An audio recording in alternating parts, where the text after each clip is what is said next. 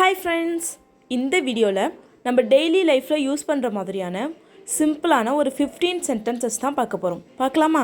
Are you ready? வீடியோக்குள்ளே போகிறதுக்கு முன்னாடி நீங்கள் இன்னும் நம்ம சேனலை சப்ஸ்கிரைப் பண்ணலையா?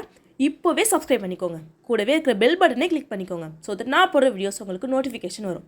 சப்ஸ்கிரைப் பண்ணுறது உங்களுக்கு ரொம்பவே சின்ன விஷயம், ஆனால் அது எனக்கு ரொம்ப பெரிய விஷயம். So please do subscribe our channel. இப்போது லாஸ்ட் வீடியோவில் பார்த்த டெஸ்ட் யுவர் நாலேஜ் சென்டென்ஸை எப்படி இங்கிலீஷில் சொல்லலாம் அப்படின்னு பார்க்கலாம். The sentence was, அவர்கள் சொல்வதை கவனமாக கேள். அவங்க சொல்கிறத கவனமாக கேள் அப்படின்னு சொல்லுவோம் இல்லையா? ஸோ அதான் சென்டென்ஸ். அதை இங்கிலீஷ் எப்படி சொல்லலாம்னா, listen to them carefully. Listen to them carefully. Listen அப்படின்னா கேளு, கவனி. ஓகேவா? டு them அப்படின்னா அவங்க சொல்கிறத கேளு, கவனமாக கேளு அப்படிங்கிறதுக்கு carefully. Listen to them carefully. ஓகேவா? ஸோ இப்படிக்கான சென்டென்சஸ் பார்க்கலாம். ஃபர்ஸ்ட் சென்டென்ஸ், வேறு யாரையாவது எதிர்பார்த்து கொண்டிருந்தாயா? வேறு யாரையாச்சும் எதிர்பார்த்துட்டு இருந்தியா அப்படின்னு சொல்லி கேட்போம் இல்லையா? ஸோ அதை இங்கிலீஷ் எப்படி கேட்கலாம்? Where you expecting someone else? Where you expecting someone else? So இங்கே ஏன் வேர் அப்படின்னு சொல்கிறோன்னா, பார்த்துட்டு இருந்தியா? ஸோ முன்னாடி நடந்ததை கேட்குறோம், அதனால் வேர். இதுவே இப்போ யாரையாவது எதிர்பார்த்துட்ருக்கியா அப்படின்னு சொல்லி கேட்கணுன்னா, are you expecting someone? ஓகேவா? அப்படி கேட்கலாம். ஸோ நெக்ஸ்ட் சென்டென்ஸ் என்னென்னு பார்க்கலாம். உனக்கு தெரியும் என்று அவளுக்கு தெரியாது. உனக்கு இதெல்லாம் தெரியும்னா அவளுக்கு தெரியாது அப்படின்னு சொல்லுவோம் இல்லையா? ஸோ அதை இங்கிலீஷ் எப்படி சொல்லலாம்? She doesn't know that you know it all. She doesn't know that you know it all. She doesn't know அப்படின்னா அவளுக்கு தெரியாது. என்னது? That you know it all. உனக்கு எல்லாம் தெரியும்னு அவளுக்கு தெரியாது. She doesn't know that you know it all. ஓகேவா? ஸோ நெக்ஸ்ட் சென்டென்ஸ் என்னென்னு பார்க்கலாம்.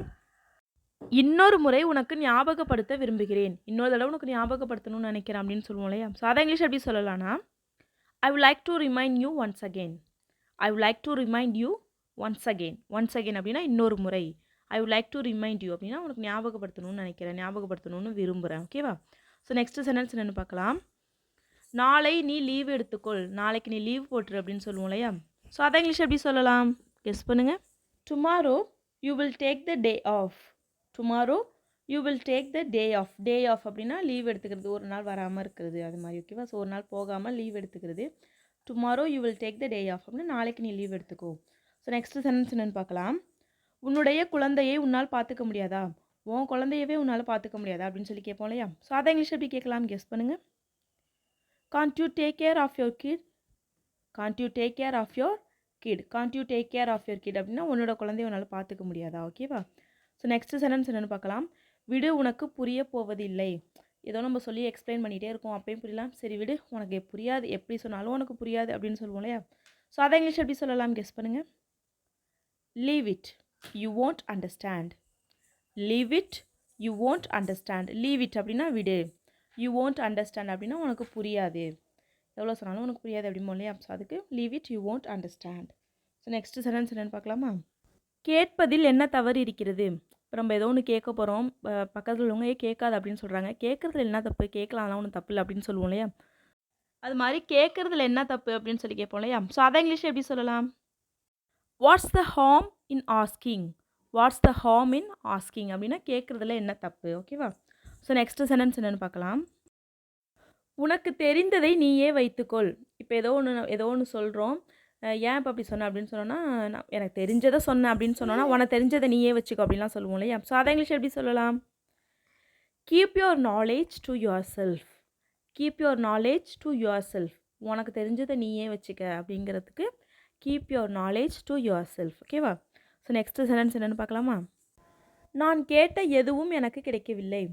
நான் கேட்ட எதுவுமே எனக்கு கிடைக்கல அப்படின்லாம் சொல்லுவோம் இல்லையா? ஸோ அதை இங்கிலீஷ் எப்படி சொல்லலாம்? I didn't get anything I asked for.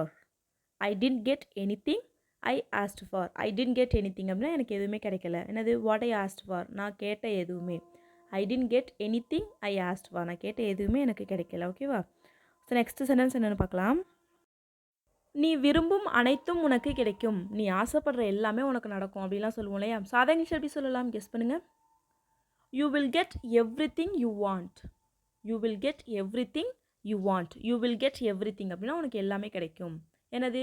நீ ஆசைப்படுறது, you want. நீ விரும்புகிற எல்லாமே உனக்கு கிடைக்கும். You will get everything you want. நான் போகக்கூடாது என்று நினைத்தேன், ஆனால். நான் போகக்கூடாதுன்னு நினச்சேன், ஆனால் அப்படின்னு சொல்லுவோம் இல்லையா? ஸோ அதை இங்கிலீஷ் எப்படி சொல்லலாம்?